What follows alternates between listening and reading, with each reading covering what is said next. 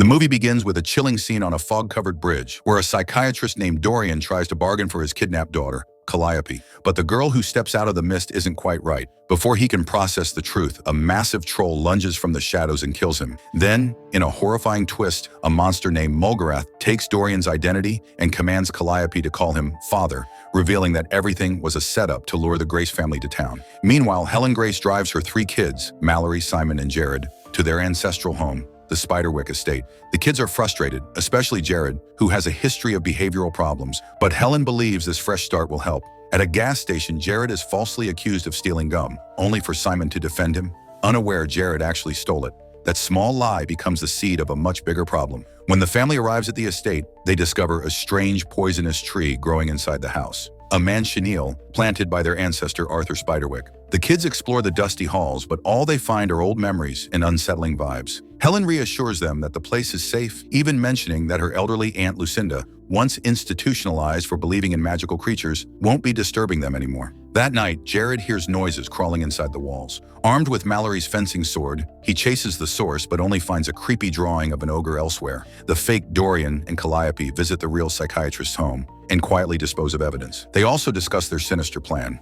Once they obtain rare dragon seeds, they will put the entire town to sleep. The next morning, Simon's mice mysteriously vanish, and Mallory blames Jared for everything, including breaking her fencing sword. Jared insists something is inside the walls, something he saw and tried to attack. The tension in the family deepens, and Helen tries her best to keep peace. Later, while buying mousetraps in town, Jared notices a tiny fairy door. A memory flashes. The ogre drawing. Could Lucinda's fairy tales be real? Simon dismisses it. Meanwhile, at a fencing class, Mallory is shocked when a local instructor named Valentina rejects her. Even though she was top tier back in Brooklyn, something about this town and its people feels deeply off. Helen later brings Jared to a hospital therapy group run by Dorian. There he meets Emiko and Hatcher, kids with unusual conditions. Jared soon wanders to Lucinda's room, and for the first time in years, the old woman speaks. She screams that danger is coming and begs them to leave Spiderwick immediately. The moment Helen mentions their return to the estate, Lucinda becomes hysterical. Back home that night, the noises return.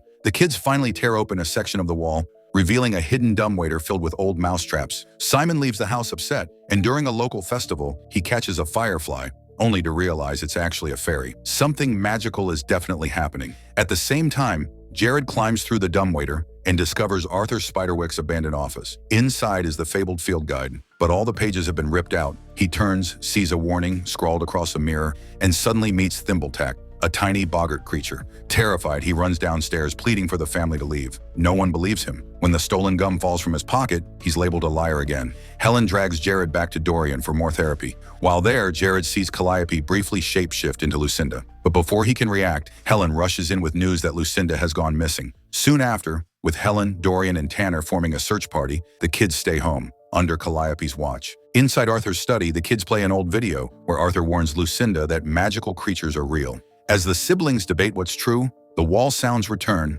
They set traps. Simon and Calliope start bonding, while Jared remains suspicious. Meanwhile, Lucinda, alive and confused, appears in the house and attacks the twins until she realizes they aren't fairies. Lucinda finally reveals the truth. The field guide contains everything magical in the world, and Mulgarath wants it to wipe out the creatures. To protect them, she ripped out every page and hid them across Henson, each location marked by a protective charm called an azar. She gives Jared a seeing stone, a tool to reveal the magical world. Dorian abducts Lucinda again. She calls him Mulgarath, and he murders her when she refuses to reveal the guide's secrets. Back at the funeral, even Helen's mother warns her to leave Spiderwick, but Helen refuses. Dorian manipulates her, pretending to be supportive. Meanwhile, the children continue searching for pages to prevent disaster. Using music notes hidden on a fairy door, Jared, Simon, Emiko, and Hatcher unlock their first page. It depicts a boulder near a lake. They follow it and discover unicorns, real unicorns, visible only through the stone. With the seeing stone, they spot more fairies everywhere. But Mulgarath grows impatient and punishes Calliope for failing to retrieve the first page.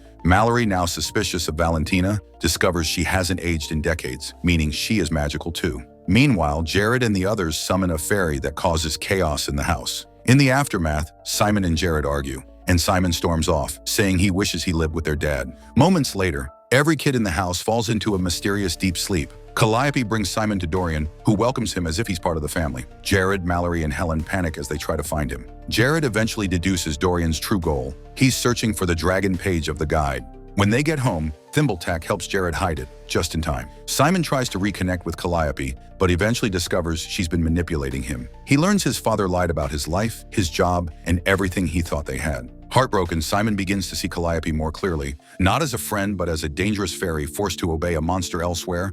Mallory confronts Valentina, who challenges her to a fencing duel with answers on the line. Mallory fails to win, but admits something deeply emotional. She wishes she could forget her resentment toward Jared. This vulnerability impresses Valentina more than any sword technique. Simon discovers he can translate Arthur's magical language because their twin language is actually a fairy dialect. Using this knowledge, he creates a spell that summons a fairy, but it injures Emiko and creates even more chaos, driving the brothers further apart. The tension erupts into a full split between them. And right here, let me ask you, if you found out magical creatures were hunting your family and even your siblings doubted you, would you keep fighting or run away? Tell me what you would do in the comments. The search for the Vorpal sword begins. Guided by visions from Lucinda, Jared, Mallory, Bree, and Hatcher, descend into the goblin market. They retrieve the sword, trick the goblin merchant, and escape. But Simon, manipulated by Dorian, searches for the dragon page. Caught in a trap by Thimbletack, he realizes Dorian isn't protecting creatures. He's enslaving them.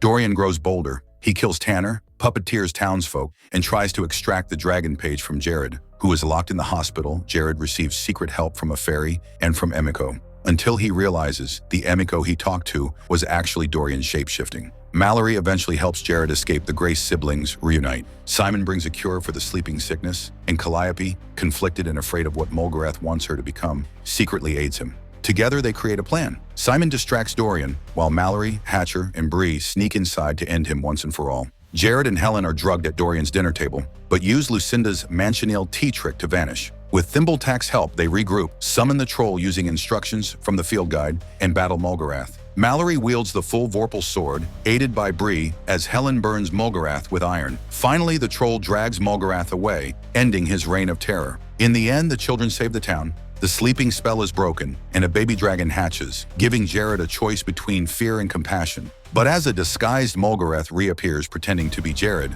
the battle clearly isn't over. If you want more epic recaps like this one, make sure to like, subscribe, and drop a comment telling me which magical world you want to explore next, because more adventures are coming.